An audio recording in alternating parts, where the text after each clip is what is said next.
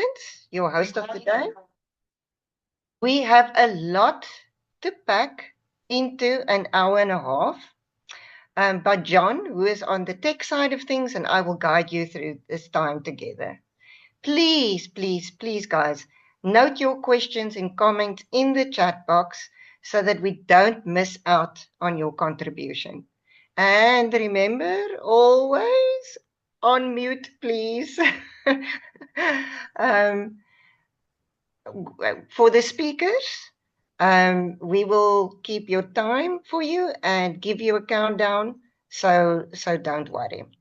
Let us just give a couple of more minutes for, I see some people are struggling to get in, for the others to join, and then we'll continue shortly. Thank you.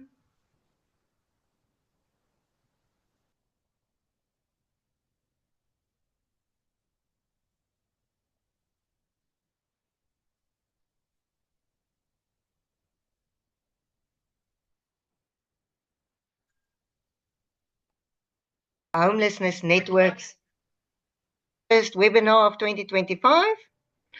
I'm Ilse Maartens. I'm joined on the tech side by John Hopkins. And without further ado, I'm going to hand over to Raymond, who is the chairperson from the National Homelessness Network, to just tell us a little bit more about the National Homelessness Forum. Good morning, everybody. Hope you can hear me clearly. So I'm Raymond Perrier. I'm the director of the Denis Hurley Centre, which is based in Durban. And because we hosted the most recent National Homeless Conversation, I have the role of being chair until the next National Homeless Conversation. So many of you were involved in that conversation, which took place in Durban back in November. So that gives you a good sense of what the purpose of the National Homeless Network is. It's a way of bringing together individuals, organizations, academics, government officials, and most importantly, people with a lived experience of homelessness, bringing them together to discuss some of the key issues related to homelessness. Obviously, the plan or the intention is to share ideas, to share experiences, to do so in a way which enables us to work together, both working together within cities and working together across cities. So we have representatives from all of the main municipalities around the country, all the main metropolitans around the country, and some smaller cities as well. Altogether, we have, I think, over 30 organizations who are logged with us as members, and we had over 200 people registered for the national conversation that took place in November, including over 100 people with lived experience of homelessness. And I'm hoping that we do have within the group today people with lived experience of homelessness, people with lived experience of addiction, because it's very important that that they are also part of this conversation. The next National Homeless Conversation will take place in Cape Town at the beginning of November. The first time we've held it in person in Cape Town. We had a virtual one in Cape Town during COVID, but this will be one in person. We're giving you enough notice now so that you can plan your travel and plan to be down there. And in between times, we are planning these quarterly webinars. So this one now in February, and then there'll be another one in May, and then another one in August. I think that's right. And each one will be on a different theme. We'll be very keen to hear from you, themes that you want. So please use the chat box to put any ideas of themes that you want for these quarterly webinars, or indeed speakers that you would recommend. There may be people already within our network. There may be people from outside our network that you believe we could all benefit from hearing. So please use the chat, and we can capture that and have a look at that afterwards. You should already be getting, if you're here because you received an email from me, that means we already have your email address. If you're here and you didn't receive an email from me, then we have your email because you've registered. So we'll add you to our circulation list and make sure that we keep you informed about future events. We do have a website. It needs a bit of tidying up, so I apologize that that's work in progress. But if you Google National Homeless Network, you will get to our page on the homeless.org website and read a bit more about us. So great to have you. Oh, and the network is run by a core group. The core group consists of 1 or 2 members from each metropolitan area, and we gather together once a month to touch base with each other. And our role in turn is to connect with the other people in our own cities. So if you're in a city and you're not hearing anything from your core group member, then drop me a line. I'll tell you who your core group member is, and then you can be in touch with them. Thanks a lot. Awesome. Thank you so much, Captain, my captain. Raymond, you are a rock star, as always. And so now we are moving on to our other rock stars on the call. And that's the reason why we are here today. We are so lucky to have phenomenal experts with us today. First, we got Dr. David Hain. Dr. Dave is based in Lancaster. Am I saying it correctly? Ooh, here comes the pastor. He's got a list as long as my arm. There's my arm. In terms of qualifications, he's a teacher and a pastor. He wrote books on addiction, designed curriculums for schools with high-risk students. It's absolutely amazing. He trained social workers and other professionals, as well as established a local ministry here in Fish Hoek in Cape Town that focuses on those with addiction. He works internationally. His work has taken him also to all different states in the US. He has worked in prisons. He has worked on the streets. He has trained churches and communities in how to respond appropriately to the addiction pandemic. He has counseled individuals and groups. He is a podcaster. He is a writer of note. Indeed, he is the complete package.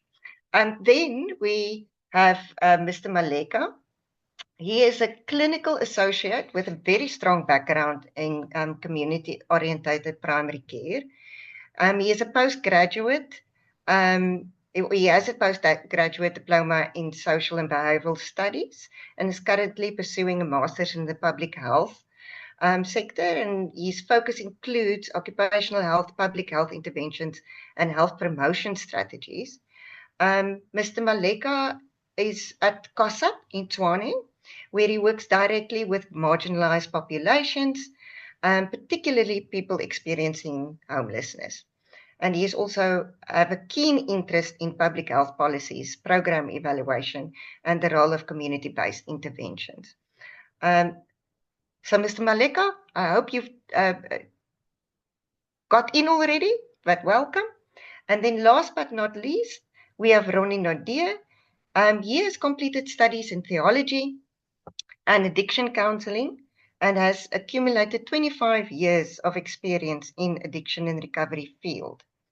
He is the founder of the Restoration Addiction Discipleship Program, otherwise known as RAD, which has been incorporated into the MES family. Drawing from his personal experience as a former addict, he is dedicated to assisting others in overcoming their self-destructive behaviors. Currently, he serves as the coolest, aside from me, branch manager of MES Gqeberha branch and will oversee the national implementation of the addiction program throughout all MES branches. So, welcome to all the speakers. We can't wait to hear from you. We can't wait to learn from you and sharing your knowledge and your experience with us. So, Dr. Dave, over to you, sir.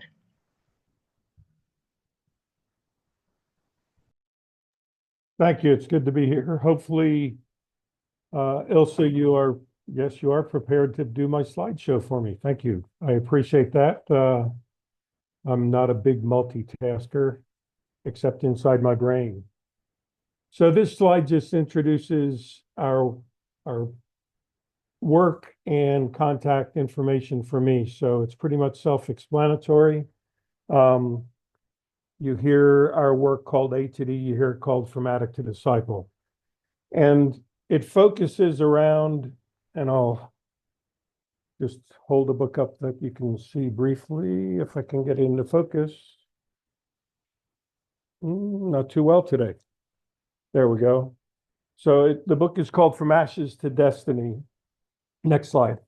And it's on 4 phases in the book. The first phase covers steps 1, 2, and 3 of the 12 steps. And so we focus on powerlessness and where do you find power to find recovery and how do you surrender to that power. The second phase, which is the meat of the book, really digs into the heart of an addict and how they find inner healing. Third phase looks at moral regeneration and character development. And I always, as I'm working with guys, will say, just because you get clean and sober doesn't mean you know how to respect women. So we need to, focus on how do we live a life that fits into society and back into our families. And then the fourth phase, we work on that reintegration, and we call it walking in freedom. It's how do you handle daily battles that are going to continue going on and walk in your destiny, not just walk clean and sober. Okay, next slide. And we say we are a cognitive behavioral treatment model, but really we're not the classic ones by note because, and you'll see as we go on, we really are focused on that second dot there, identifying the emotional heart wound, which resulted in self-medication to find healing. So if we go up to the first dot, so we talk about dis-ease versus disease of addiction. What is the dis-ease going on inside of you? We talk about what is the counterfeit comforter that you've used to numb your pain, to escape your reality and create a fantasy life that works, but just like counterfeit money, isn't spendable anywhere and comes with potential consequences. And we talk about the Russian dolls. And so those are our dolls that nest together and you open them up. And so the outer doll being behavior. We all meet people as people who work in addiction or work in homelessness because of their behavior.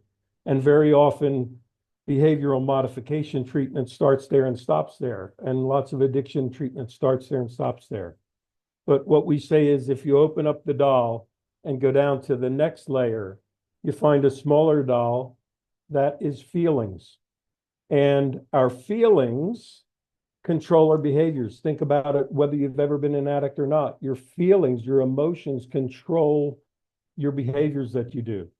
Then we open up the doll again, because inside the feelings doll is our thoughts.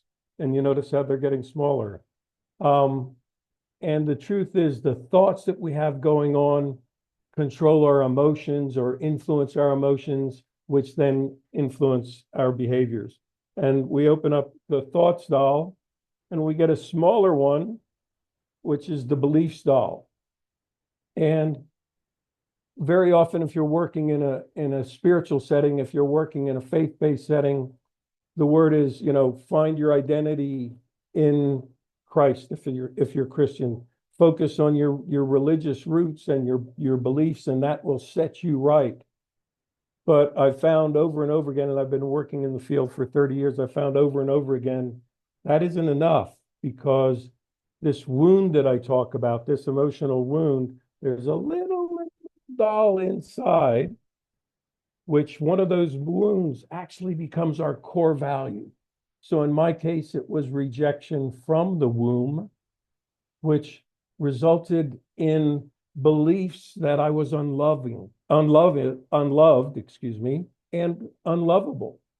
And my thoughts then were that everyone that I would meet had an ulterior motive and didn't really love me, even if they said it. And so my emotions were one of, I'm not the handsome one, I'm not attractive, no one will stick and stay with me. And my actions were becoming an addict to find my numbing, my escape, and my fantasy self. Okay, next slide. And what we do now, and again, I've worked in the field for 30 years. I'm semi-retired now, but I'm in the phase of our work where I'm really training people to facilitate our curriculum too, training people to work with this model that we've been working with for so many years. So the book that I held up is really the tool. And we provide training of staff in homeless shelters, in social workers, in outreach work, in rehabs, anywhere and everywhere. And when I train, for instance, I'm speaking right now from Wings of Inspiration Recovery Center in North Riding. As often as possible, I live where I'm training. So I've done extensive work at Tower of Life homeless shelter in Krugersdorp, and I live in the shelter with the guys. And then I assist in the launch when everyone's training and you say, we're going to bring this on as our curriculum, I assist. I stay there, I come back, and I assist through Zoom if you want me to Zoom in once or twice a week, once or twice a month, whatever it might be. I also, because I'm certified internationally in addictions counseling, and oh, by the way, that's what got me to South Africa in the first place and got me permanent residence here. I make myself available for case consult or any questions that come up. We also do have an intake and progress model tool that you can use the same intake application and come back to it again to see the progress that people are making as they go through the curriculum. Next slide. And next slide, please, Ilse. Yeah. And as we go through the curriculum, what's it look like? Each participant should have their own book. And it's really an exercise book with lots and lots and lots of questions that they fill out. And they should even have a journal to go deeper as they go through that.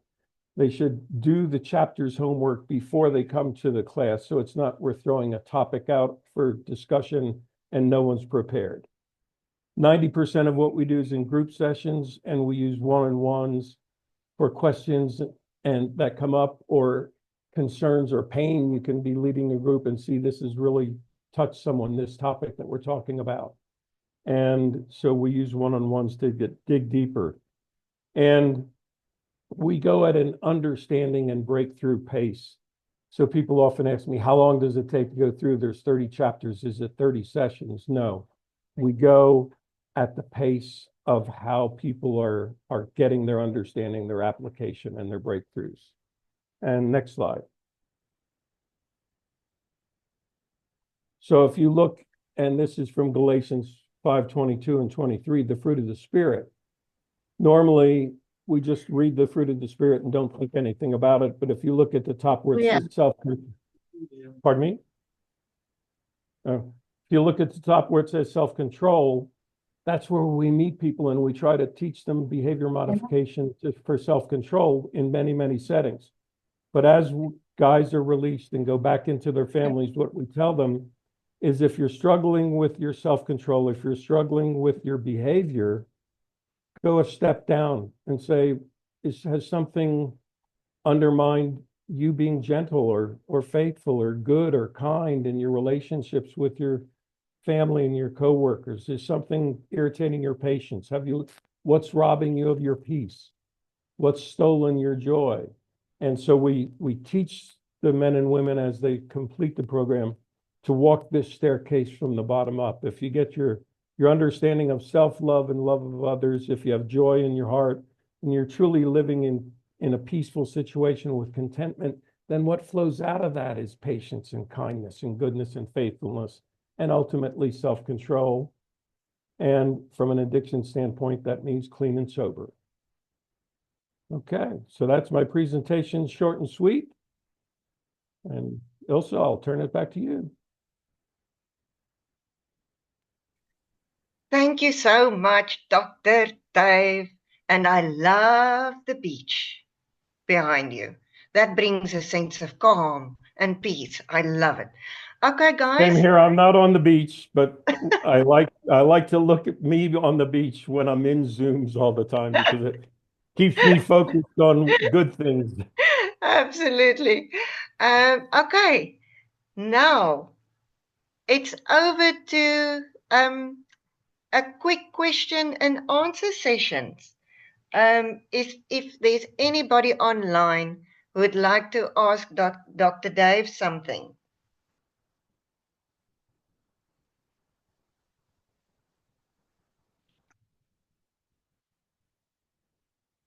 Any questions, or are you guys so blown away you are still writing down?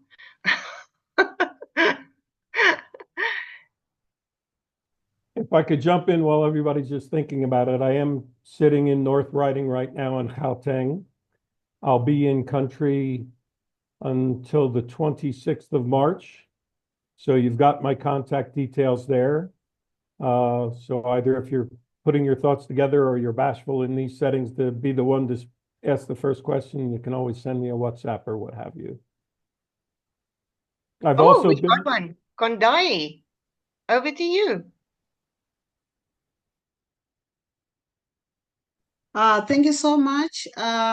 Wow, we are really struggling with people with addictions in the shelter, and it's changing. We focus with homelessness, and then addiction now is popping in as a major group of our clients are becoming so addicted that we no longer focus with looking for job.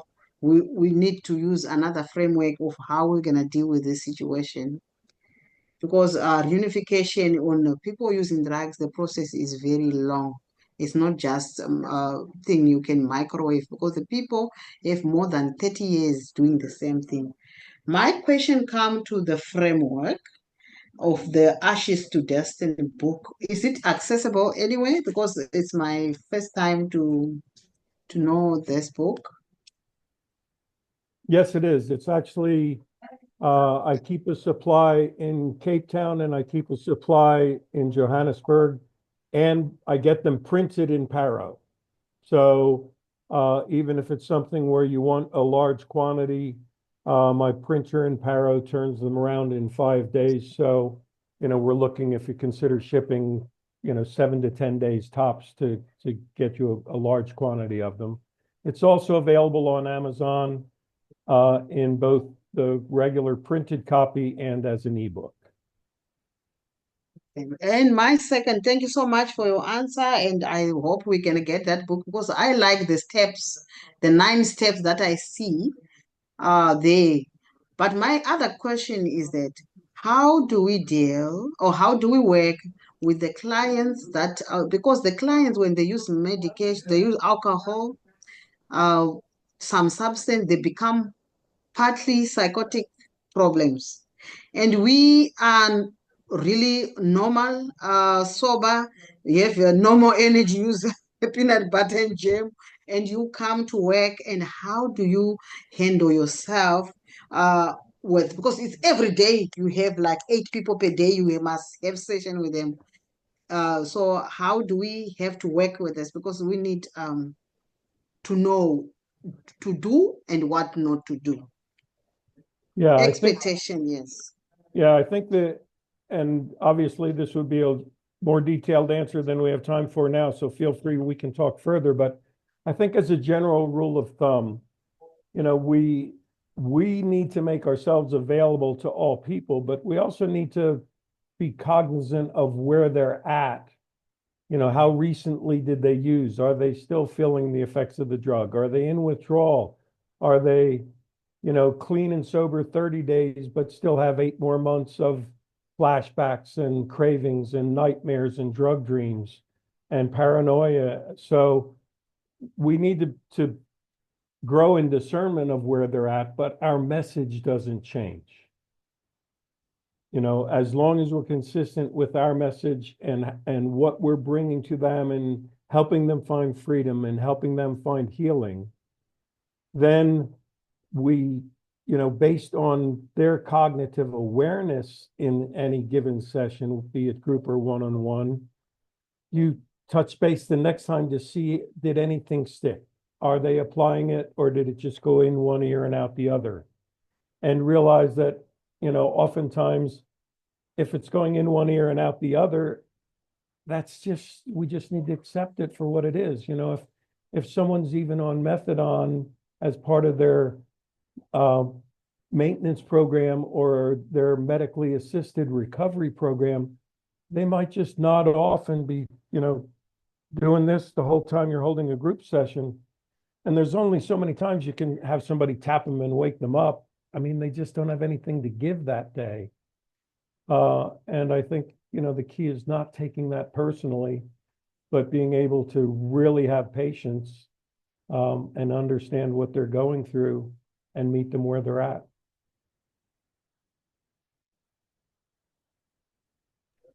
Thank you so much, Doctor. God bless. Thank you. There's a question in the chat that says, we often say that you cannot help someone who does not want to change their life. Can we do anything to get them to that first step, or do we just wait? No, we don't just wait. We change our expectations greatly. We really downscale our expectations because often, and I run into this with moms and dads all the time. They'll come to a workshop I'm doing to train people to work with the curriculum, but they're just coming so that they learn enough to set their son right. They want their son back. They want him to come right. And, their patience is at the end. So I think the key for me, and it may sound trite, but it's deeper than it sounds when I say it. We all know you can lead a horse to water, but you can't make him drink.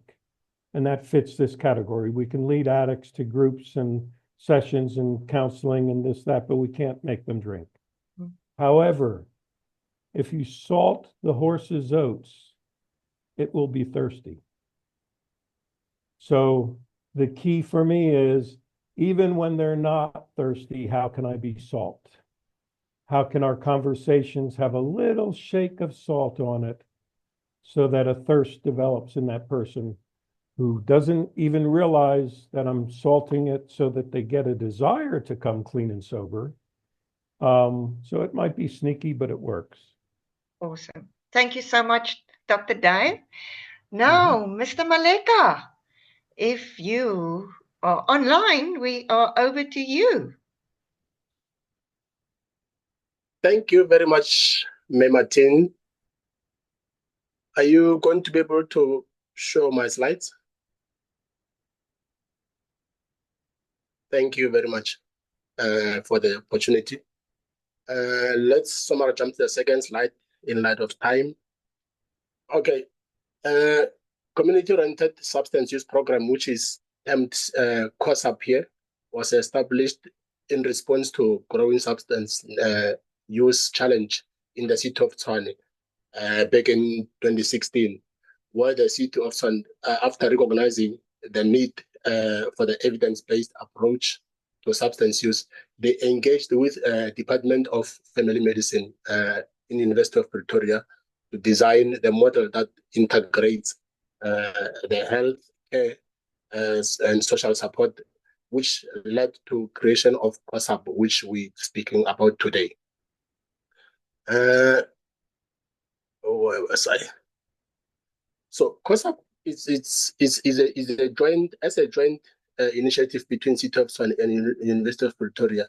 It allows for the integration of academic research, healthcare expertise, and municipal support to address the substance use holistically. Okay, I can see already jumped to the second slide already. I think you're moving too quick. I will tell you when to move to the next one, please. Sorry. Okay. COSSUP is designed around 5 key principles of COPC, which is basically the mother of COSSUP. COPC is community-oriented primary healthcare. So these principles ensure that our approach is holistic, evidence-based, and is centered on the needs of the homeless and substance users. We begin by analyzing local health needs, systems, which you can see there as number 1. And then mostly number 2, which is comprehensive services. That's what COSSUP do. It offers more than just substance use. Our services include harm reduction, primary health care, mental health support, social assistance, and integration programs. By addressing social determinants of health, we aim to improve the long-term outcome of this community, of these homeless and substance users. Let's move to the next one. Okay, so this is just the objectives. If you look at our COSSUP's objectives, it is to create an inclusive and enabling environment that is non-stigmatizing. As we know, our communities, as homeless, is like they cannot go anywhere without being stigmatized. So COSSUP create a safer environment for them. It promotes health, prevent, detect, manage illnesses, rehabilitate, and integrate into families when the correct time comes. We improve the quality of life of substance user and the substance and homeless homeless and substance user, their families and the communities they live in. Let's move to the next. So the sites are. Our sites are distributed among, we've got 7 regions in the city of Tshwane. So you can see we only exist in region 1, 3, 4, and 6. But region 1 has got 4 sites, which reaches out to region 2. And we also have region 4 that has got 4 sites. It also reaches out to region 5, which you can see is not, we don't have like a stable site in there. And then we also have region 6, which covers region 7 as well. So by so doing, all the sites, all the regions of Tshwane are basically covered, and so all the sites remain covered. Okay, thanks. Can you move to the next one? Okay, that's just a layout of where COSSUP sites are located. So by looking at those black dots, that's where the COSSUP sites are. You can see around them there are blue dots, which are clinics. So most of our sites, some of them are either in the clinics, in the community clinics, or somewhere in close proximity to the clinics, to facilitate the care coordination. So people that we see at COSSUP, if they have to be accessing services from the clinic, they get them in close proximity. Can move to the next one. So all the sites are equipped with the personnel that we see there: clinical associate, social worker, care coordinator, peer educators, information officers, pharmacists. So all these sites, they are overseen by a family physician, because clinical associates, they work under the supervision of the doctors. So all the sites are overseen by the family physicians, which support all the time. They come on regular schedule, or otherwise anytime when they are requested by the team on site. Let's move. Yeah, that's basically how COSSUP, from the minute we engage with the patient to the last. So those are just step by steps, and until the patients are maybe stable enough, they can be integrated into the families. They can be sent to for life skills. They can be linked, for skill development, basically.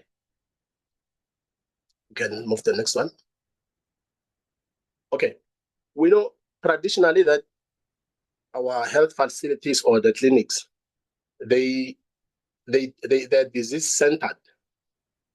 So at COSSUP, we recognize the substance use is not just a medical issue.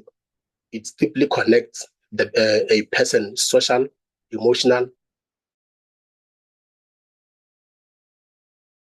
Treating only the symptom, we treat the person as a whole, considering their housing situation, mental health, and social connections, and their financial instabilities. Let's move. Okay.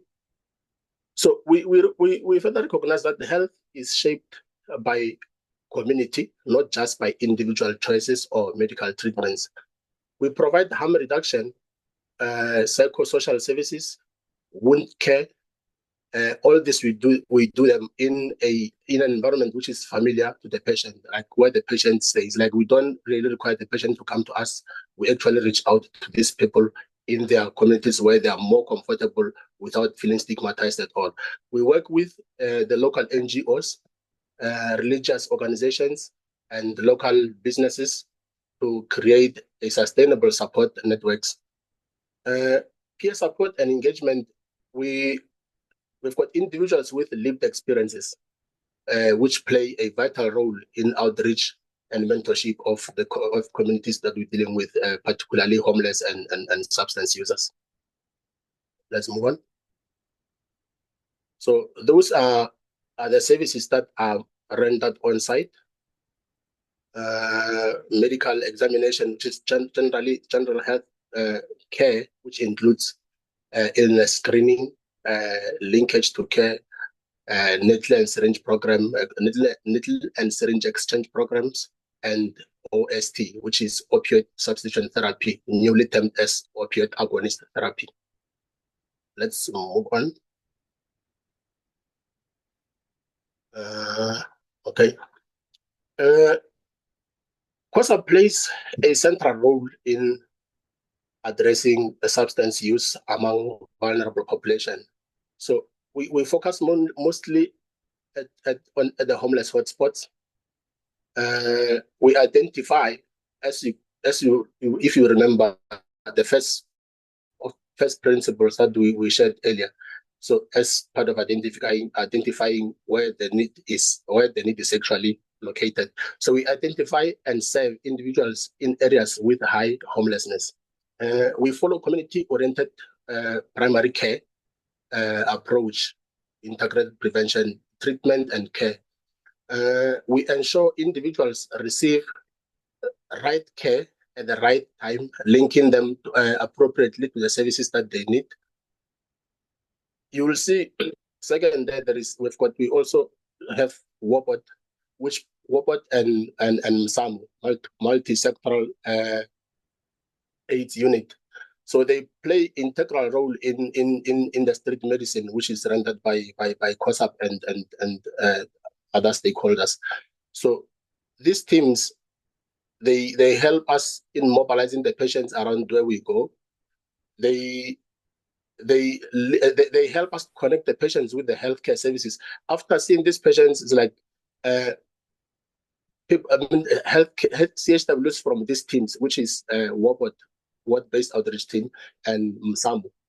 They help the patients to connect with the healthcare services, ensuring they receive necessary treatment. Like if we saw and referred them, they are the ones that will be linking them with those particular. We don't just refer and leave them, but after writing the letters, these guys will be the ones that are taking them hand in hand to where they should be going.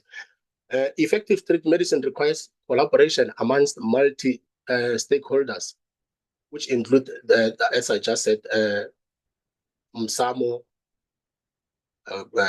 WOPOT, other NGOs that are I mentioned at the bottom there. In summary, I would say street medicine is a coordinated effort which involves COSSUP, outreach teams, and various stakeholders to improve health outcomes for the marginalized people, in this case, homeless and substance users. Let's move to the next one. The diagram that I did here, the aim was to just illustrate how the street medicine is coordinated. At the center of operations, you can see is COSSUP, which is mainly guided by a clinical associate who oversees the medical interventions, care coordination, and the linkage to services. Two critical teams working alongside COSSUP street medicine are WOPOT and MSAMU. WOPOT, as I said, mobilizes and assists in conducting screening and facilitate patient follow-ups. MSAMU also, which is okay, it's HIV based basically. So what they do, they also still do the same as it's like street medicine remains incomplete if you go out without any of these two things. One of these two things should form integral part of that particular outreach if you want street medicine to be effective. If you look on the top right corner, or should I say left corner, where we said hotspot champs, there's a saying that keeps saying nothing about us without us. So on the hotspot, we identify people that we say they are champions. So these are the individuals from the hotspots who play a key role in identifying and referring people that needs the healthcare services. So basically, these people, because they live in these communities of healthcare, and this hotspot under the bridges on the parks, so they have our contacts as street medicine team. So should they encounter anything that maybe they feel like cannot be assisted, they usually contact us and then make us aware of that. So we looking down on the down right, we also have got stakeholders which complete street medicine as well. So if we go out, usually we'll be having to have at least some of these stakeholders, which include HI, TB HIV, PEN, and the local clinics and other local NGOs wherever we are. I mean, local stakeholders wherever we are working. So those are the ones that actually complete the street medicine to make it more effective. Can move to the next one. So here, I didn't say much. I just put pictures. So this is, I would say, it's more of the successes or few of the stories that maybe can be told as to how COSSUP work. You're looking at the top right, you would see it's like we seeing a child in a very, very remote area where clinics are not able to be sort of reaching out. So we examining the child in the car. In the middle there, you see during the COVID vaccines, we also made sure that this type of communities are actually covered. We reached out to them. That was along the river there where we went. And the child in the middle there, that's a child that was born by a homeless, undocumented person, which actually struggled to get ambulance. So basically, we arrived just on time to be able to deliver the child on the street. And on the left side, you will see we actually doing wound care right at the that's on the river coast. It's like the people are staying there and they stay there. It's like they just won't go to clinic. So reaching out to them help us to be able to identify and assist them there. Other one on the wheelchair was someone that is actually his movement depends on the wheelchair, and he wouldn't get wheelchair anywhere. But which with the help of other stakeholders that we have in the inner city, we managed to secure him a wheelchair. Down there, you will see during winter time, we're able to actually even give them clothes through available NGOs. And otherwise, also the other child that's in the middle there was also one of them. Those that were born by the homeless people on the streets at some time back, maybe in 2018. And group there leaning around the car. So we used to call it a mental health day, mental health Wednesdays, where we would go and take those that are in remote areas and are unable to follow up by themselves to the clinic because of their mental state. So we would go and try to take them hand by hand. The two ladies you see on the sides are CHWs from Wobot. So we work with these people and then try and get hospital, open them file, be sure that they are seen, and then take them back to where they stay. 1 minute. Let's move on.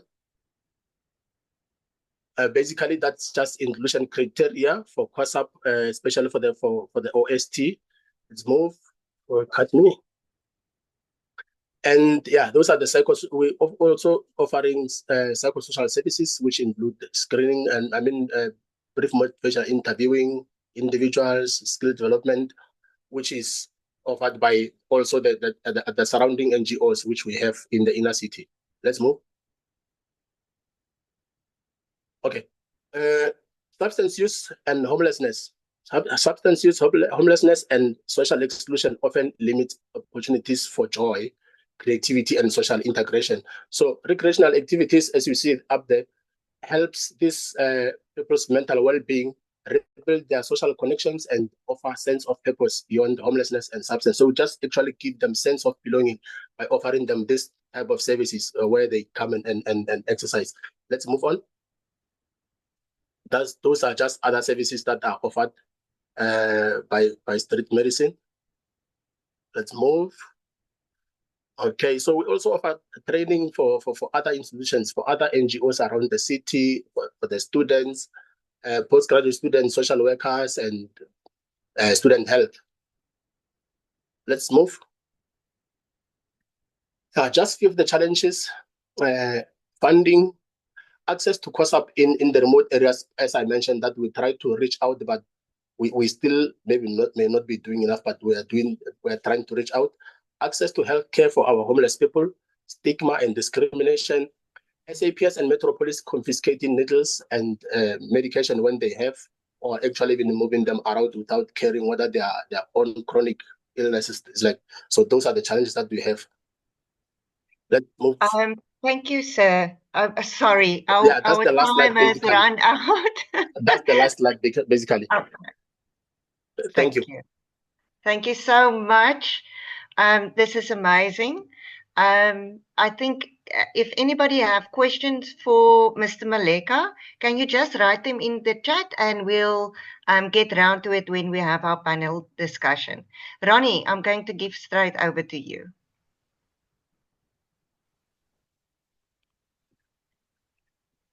Morning, and thank you for this opportunity. My name is Ronny, and I am a former addict, and I am now branch manager at MES, where I try to help other people, which I'm privileged and blessed to do.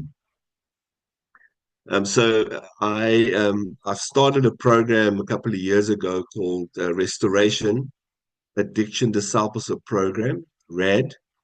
Where we really try to restore the addict through discipleship. Just go to the next slide, please. Just talking about our methodology, and very briefly, our program, is designed to assist individuals struggling with addiction to achieving liberation from their self-destructive tendencies. So we uphold the belief that the principles found in biblical scripture, along with the sacrifice of Christ, can facilitate this kind of freedom. If we look at our theoretical framework, next slide, and if I just talk a little bit around that, and I'll use some scripture reference as well. But whenever I sort of like interview or talk to somebody who wants to do a program, I kind of do an exercise and I write on a piece of paper, I write the word addiction. And I ask them, okay, so what comes to mind when you see that word? And they would say that, drugs, alcohol, eating disorders, porn, self-harm, etc., and the list goes on. And when I ask them, so on this list, what would you say on this paper? What would you say is your problem or you're struggling with? And they might say, well, I'm struggling with drugs and gambling, or with alcohol and porn, or something like that. And then I'd say to them, well, that's not your struggle.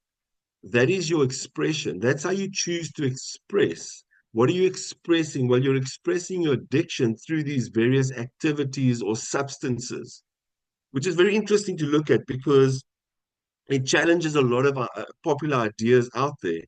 But from a biblical perspective, we look at addiction, and because the problem is addiction, it's not the substance. I mean, that's just an expression. So biblically speaking, addiction is a worship disorder.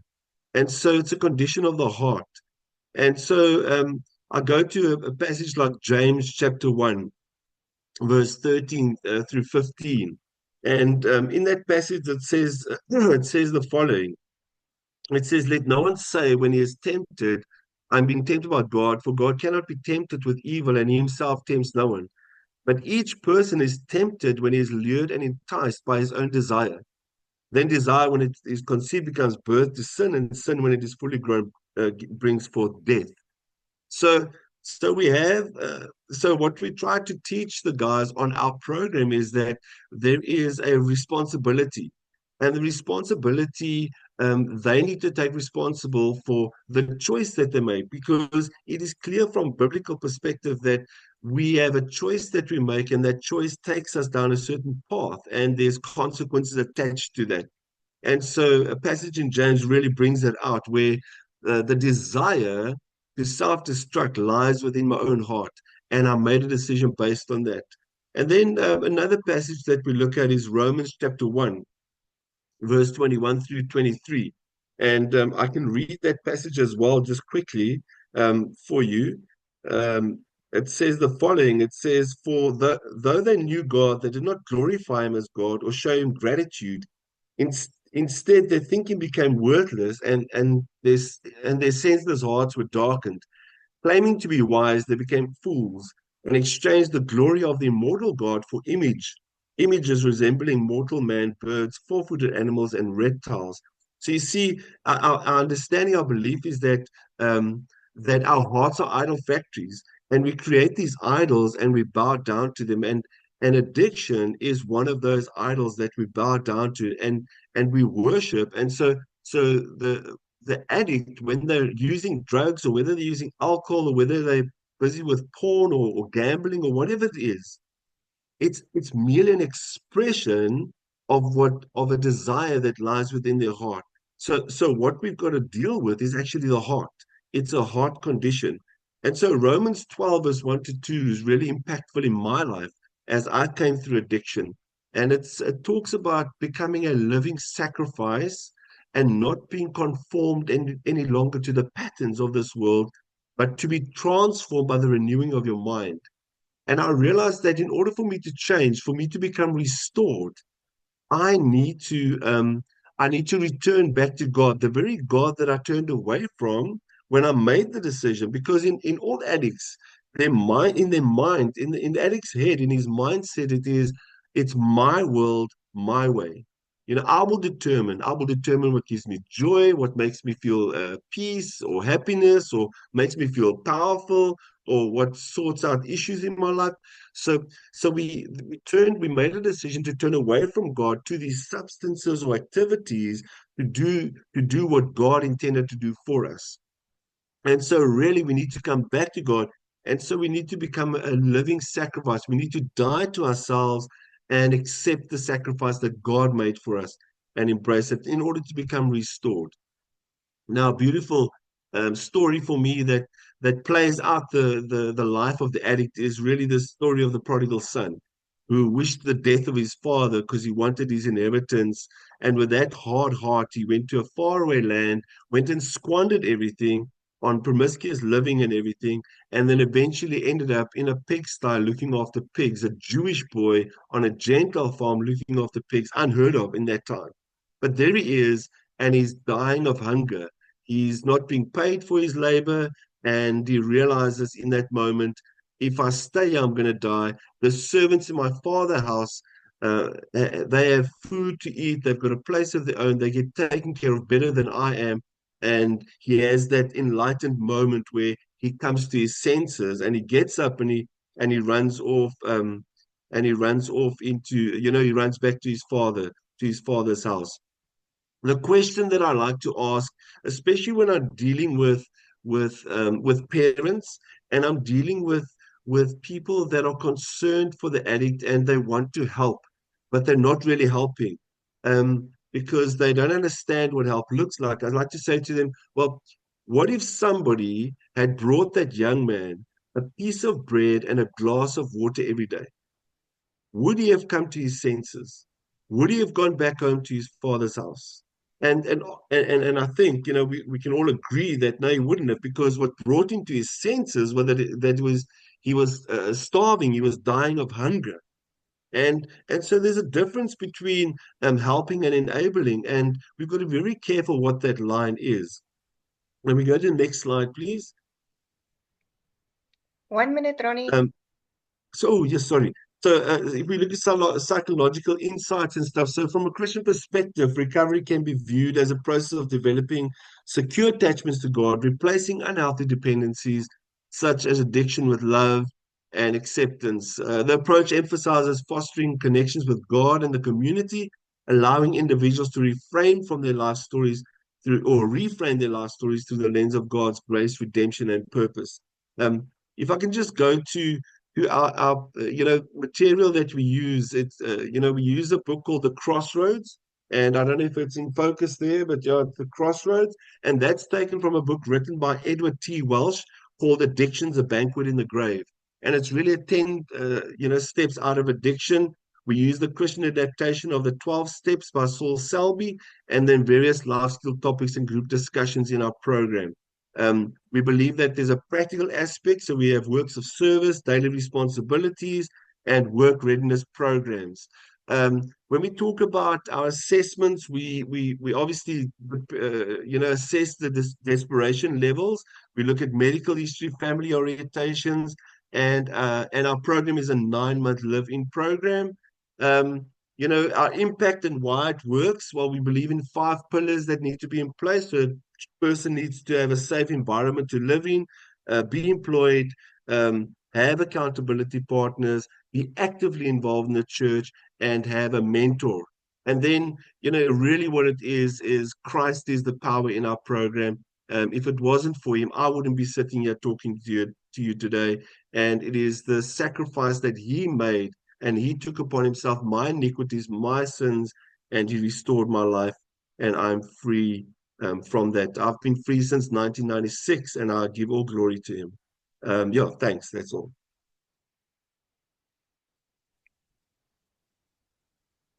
Holy moly. Thank you guys so much. Our next part of the program is going to be a panel discussion between our 3 speakers, moderated by Raymond. 2 questions that has come up is Pumi, that it's asking Mr. Maletje, who are the key role players that is needed to start this kind of intervention that he spoke about, as she is, it would seem, at a municipality near him. Michaela would like to know about how do we help people with gambling addiction, or that's from Zama at the Denis Hurley Center. So Raymond, here are some of the the places where you can start with a panel discussion. Cool, good. So thank you very much on behalf of those who are present to our 3 speakers. We did want to keep you short so there was time for this panel discussion because the interaction between the 3 of you is really interesting. So I'm going to take the questions, and please keep posting questions in the chat room, but I'm going to take questions and just broaden them out so that they can be responded to by all of our speakers. So in relation to that question from the person in the municipality, who do you need to start such an intervention? Can I broaden that question to all 3 of you? Who do you find are the useful partners in your work? Because one of the notions of this network is that we can achieve more by working together. So what kind of organizations do you find are useful partners in your work? Prince, starting with you. Thank you, Raymond. Thank you. I think the most important role players or stakeholders that will play critical role in getting the entire goal. I think the municipality plays a critical role. Local clinics, they really need a lot of buy-in because they without them taking care of all these chronic illnesses from within this population becomes a very, very difficult thing to do. Mental health care teams, they are very, very important, of which actually very, very difficult to get hold of, but they would play a critical role in addressing the needs for this particular group. Thank you. Ronny, anything to add? Yeah, I think for me in the work that I do, most critical partners would be the local church, because I find that there is a support structure that is developed for the recovering addict within that context, and then also forming a good partnership with your local clinic for medical support, and then also I've got good working relations with prosecutors in the courts and that, because Sometimes there is an understanding needed when dealing with somebody who might have been committing crime, but there's underlying issues, and we try to help them that they don't unnecessarily send somebody to prison who actually needs a recovery program. Yeah, so those are some of the critical, people I work with. Yeah. David, obviously you've been working both here and in the States. Who do you find are the useful partners in your work? And I'd ditto what the guys have said so far, so I'll just add other pieces to it. So the family of the addict involved. It's important that while an addict is going through a transformation, and often a deepening of their faith walk, that someone is working with the families, so that when they return home, it's not that the families are still at this level and now this guy's on fire and ready to set the house on fire. This is especially crucial if we're working with someone who their marriage is still waiting for them. And so, for instance, if the man was the addict and now he's become the man of God and he returns home to be the head of the household, but for the previous 15 years, the woman is the one who did the checkbook. The woman is the one who gave him a weekly stipend, so to speak, almost like an allowance because he could never keep track of money. And he's the one that sold all the possessions. So the family is key. And what's also key is that the people who are going to be continuing the care, not just the aftercare people, but truly that they become a continuum of care, that they understand the program that the client is going through, and that they're not teaching a totally different set of information so that contradiction and confusion sets into the person when they begin their step back into the community.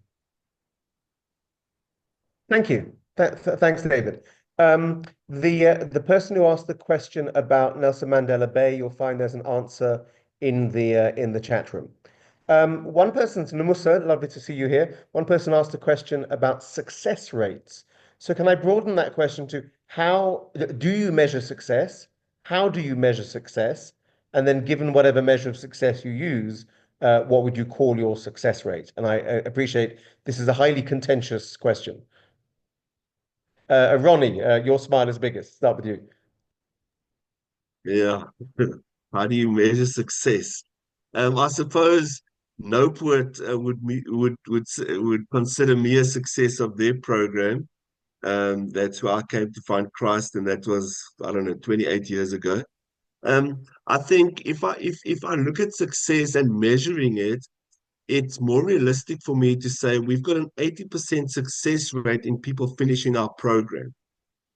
It becomes very difficult to try and track a person's life after they've left, unless they contact us to say, "Hey, listen, thank you, we're doing well," and it becomes really difficult to try and track somebody's life. And for how long do you track that person's life to say that it's success? So you can find success in short things, like, for instance, somebody becomes employed. That's a moment of success. They find reunification with a family. That's a moment of success. But in terms of, they'll never go back to using, or, those are very hard to measure. So I like to just say we have a success rate in terms of we finish our program well, and we try to encourage the guys as they leave, and we try to look at those little things like become employed, and that kind of stuff. Yeah, but it's a very difficult question. Yeah. Prince, on your side. Thanks. Like he just said, success can be maybe seen in different ways. But say from COSSUP, we're looking at, say, people that are on OST. So we consider them successful if they manage to stay at least for the minimum of 6 months. In general, the program success is measured on the amount of people that they can retain, or including those that are being went off.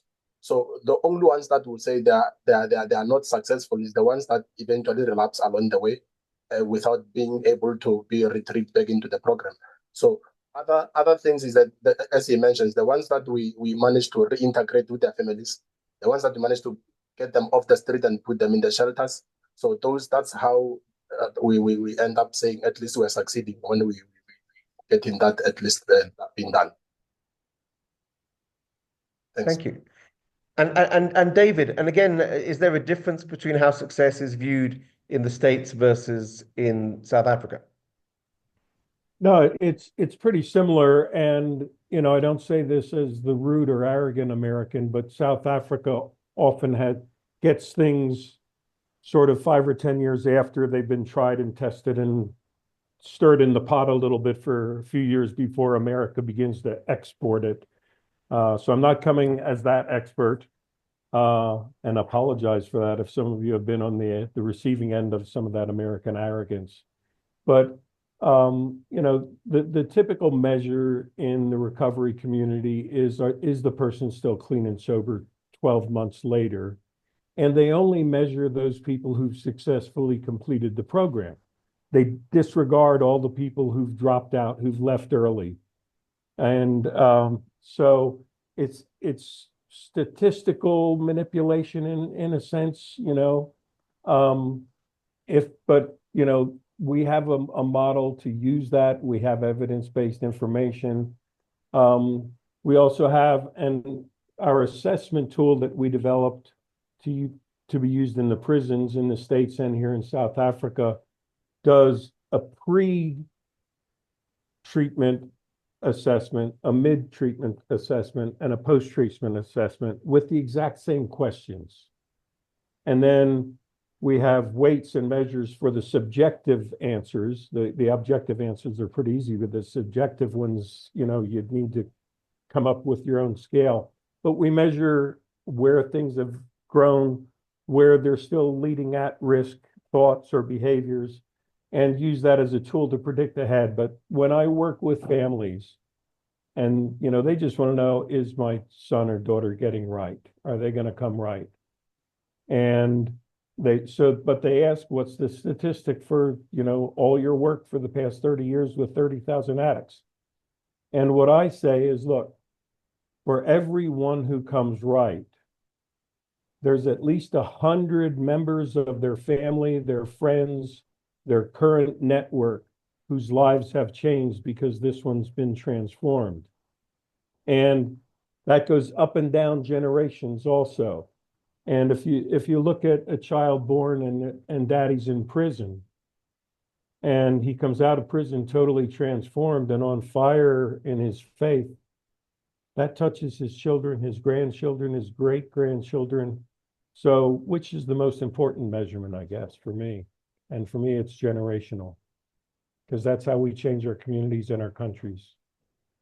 Thank you. And linked in with the question of success, Sister Kathy asked about relapse. So are there key issues, key triggers, key warning signs that you look for in terms of relapse? Let me stick with you, David.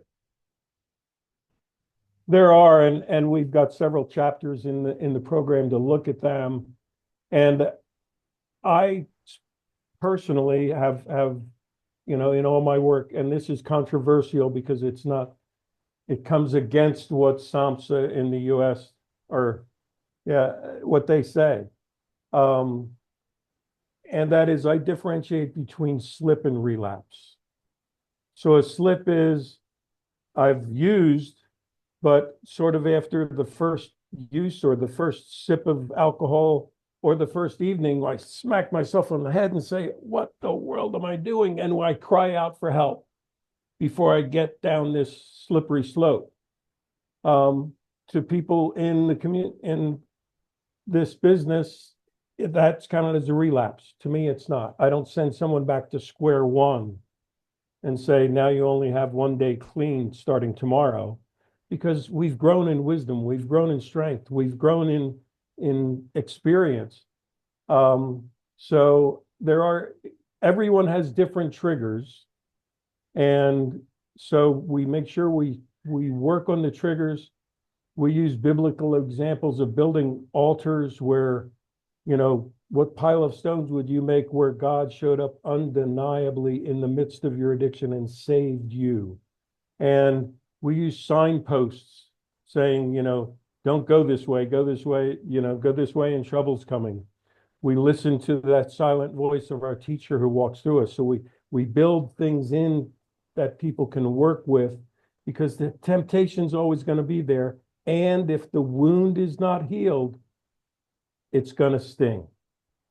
And we, as you remember from the Russian dolls, we work very strongly at the emotional wound that's inside that has become a core value, stronger than their faith, stronger than their principles that their parents taught them.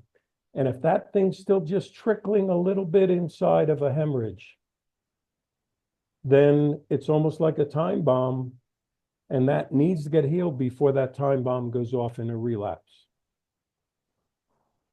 Ronny, anything to add on relapse from your experience? I think there are people who have weak moments, and they have you know, challenges in those areas, and one has to act with a measure of grace. I don't think one should make it. You know, I was in a support group meeting once. I won't say which one, but and then one of the guy that was hosting it or leading it said, you know, relapse is part of the program. And one of the other participants puts his hand up and he says, "Well, I need one of those." And I thought, you don't want to promote it, you know, it happens.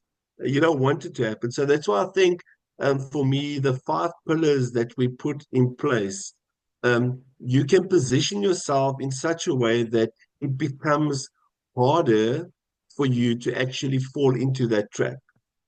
It's never a case of I will never fall in the trap, because you know, it's when you think you stand, that's when you fall. So and there's ways to measure where a person's at as well. So it's about the support structure that you have around you, and that support structure becomes vitally important in the development. I mean, recovery for me is a minimum 3 to 4 year process before you can get to a place where you can say, okay, well, I can now be trusted to make responsible decisions in my life. And for me, it took 5 years to get there, but I have to learn the hard way. But I think for me, a good measure is when I say to one of our participants, your mentor needs to manage your funds for the next 4 years. And if that person does not give his bank card and his ID and everything to his mentor, it already says to me there's a warning. You know, I need to look out for this person. They are heading for a fall. And so there are ways to measure and to see in attitude and in thinking and you know, where somebody's at. But there are things you can put in place that gives them a chance to not have to go back, that they can develop and grow and live a life in freedom. Thank you. We've got time for one more question. So Prince, I'll skip over for you on this question and ask you to lead on the next one. So clearly this seminar is about addiction. It's being hosted by the National Homeless Network. So everyone in the room either works with or has a personal experience of homelessness, and it's within that context that we're looking at addiction. So can I ask the three of you, to what degree does homelessness make tackling addiction different or more difficult? And are there ways in which it might make it easier? Prince, let me start with you. Yeah, I think homelessness and substance use, they interchangeably affect one another. So when one is homeless, the risks of them using the substance remains high. When one is substance users, even when they're at home, the risk of living on the street becomes also high. So both of them, they actually affect one another. Thank you. David. Yeah, I think for me, the key with working in homeless shelters is whether it's an emergency shelter or whether it's a shelter that has long-term housing available, long-term rooms available for the people to step up from emergency into the next level of sort of sober living areas that's still part of the shelter or not.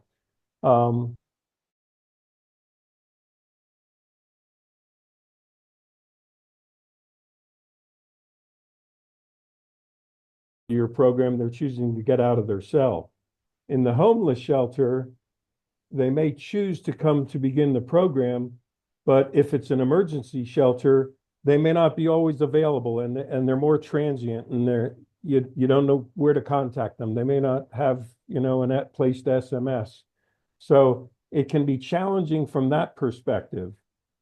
But it also, again, if depending on the structure of the homeless shelter, if there's structure in place for the guys to grow in different steps, and if there's partnering with sober living houses and as a next step, or partnering with people from social work or community development, you've got a really good network to work with.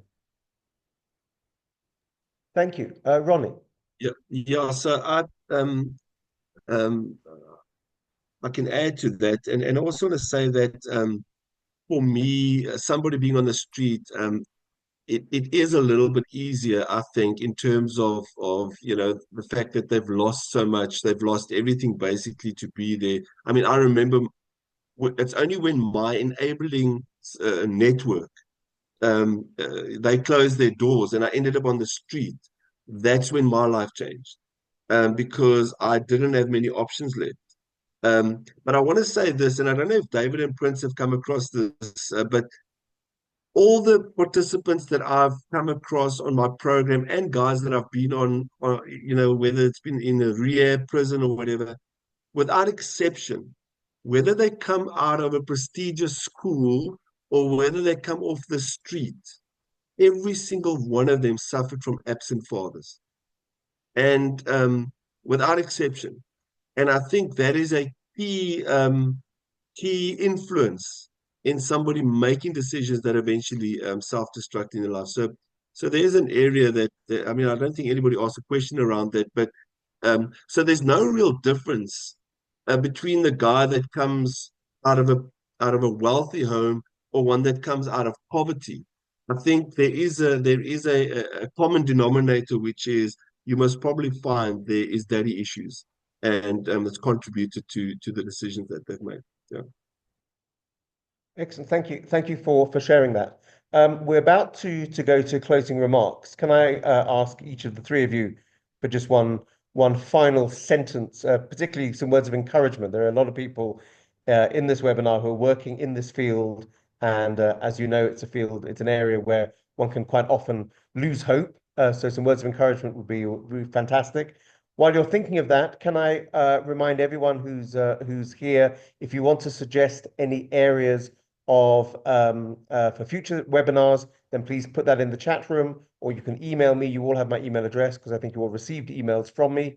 So let us know what ideas you have, either themes or of speakers.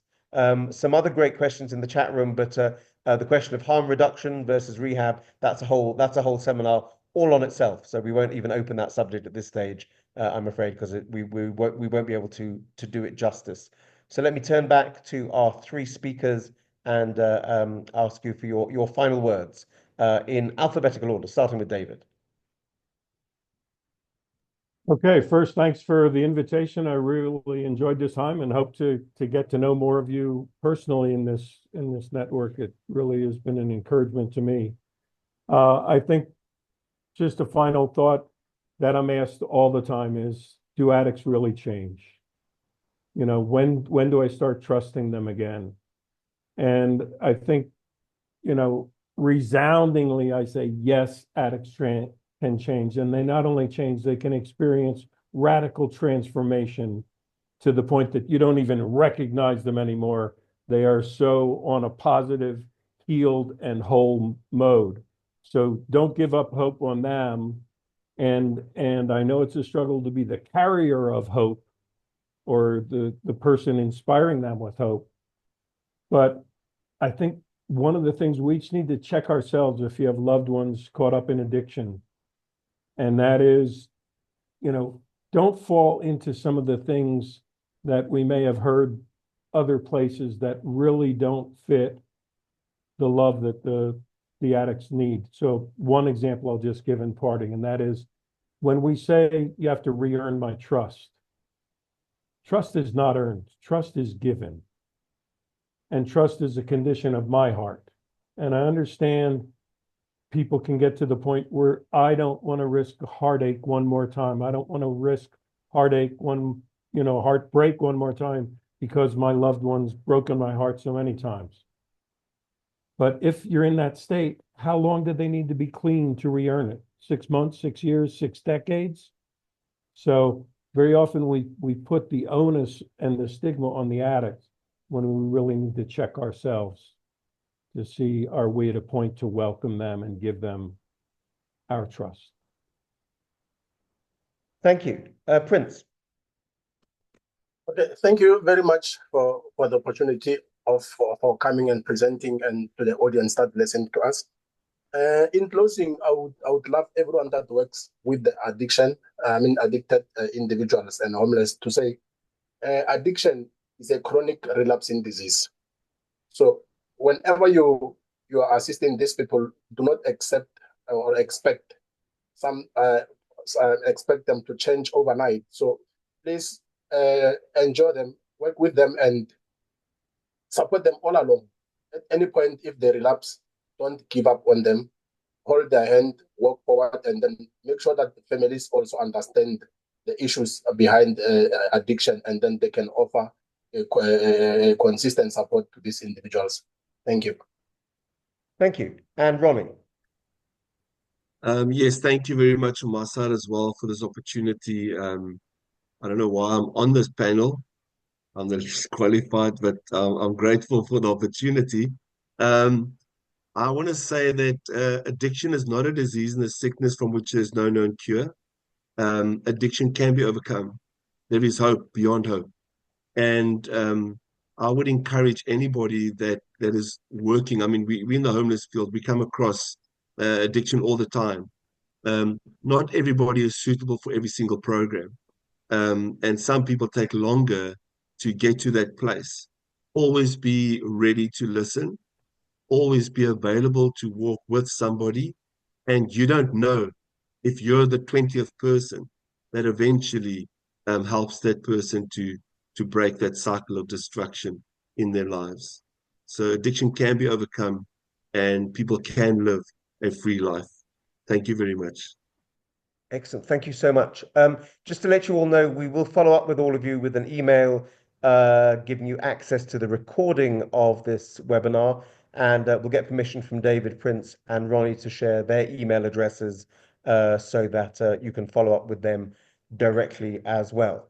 Let me hand over to Ilse for closing remarks, and also a big thank you to Ilse for organizing this. This is really fantastic. It's the best, I think the most organized webinar we've ever had. So well done to Ilse and John and all those who've made it happen. Ilse, over to you. Thank you so much, Captain, my captain. So Carl Jung said, every form of addiction is bad, no matter whether the narcotic be alcohol or morphine or idealism. So I think the stigmatization, and that came up the whole time today, Ronny said, all walks of life, everyone, even some of us. So I think the key points that came out today were understand the addict, the emotional wounds, the mind of an addict. There must be in our approaches process and measurements. I think the pre, mid, and post assessments have come out good.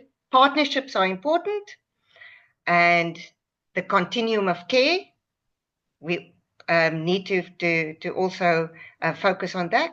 And I think to end off what Dr. Dave said, that addiction is way bigger in what we are trying to address. It's walking in destiny,